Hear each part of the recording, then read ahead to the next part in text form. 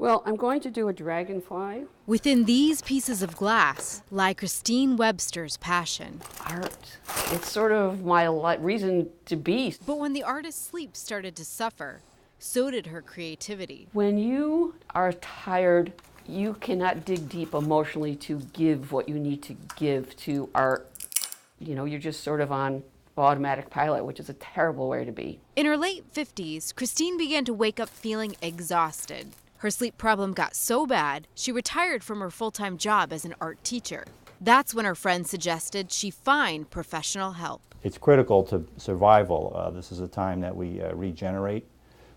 We rest our central nervous system and our body tissues. At the Mid-State Medical Sleep Care Center in Meriden, patients are tested, diagnosed, and treated for a range of sleep problems. Everyone experiences insomnia at some point in their life, and probably 25% of the population have chronic insomnia.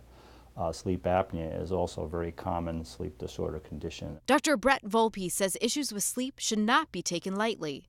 Left undiagnosed, they can lead to serious health problems like depression, heart disease, and diabetes. Hi, Linda. How are you today? Linda LaForge says her sleep problem was putting her life in danger. I found one day that I actually fell asleep in the car.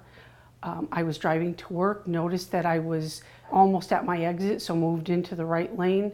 And the next moment I realized that I was 3 exits past where I was supposed to get off. That made me very aware that there was something seriously wrong. An in-home sleep evaluation revealed Linda had sleep apnea, and she was prescribed a CPAP machine to help her breathe easier at night. The hose gets hooked up here. It delivers air pressure to keep Linda's airways open. I don't like my machine. I love my machine. I actually now look forward to going to sleep because I know when I wake up in the morning, I'm going to feel like I want to do things. I feel alive again. At the Mid-State Sleep Care Center, patients can also have their sleep evaluated during an overnight stay in a sleep lab. We're measuring basically a couple of physiologic parameters to indicate what is going on during sleep. Parameters like electrical activity of the brain, an EKG of the heart, airflow of the nose and mouth, leg and eye movements, oxygen levels, and any sounds a patient makes. Take some breaths for me. After her overnight stay, Christine realized just how bad her sleep had become. I remember him saying that I was waking up like 16 times an hour. Based on that,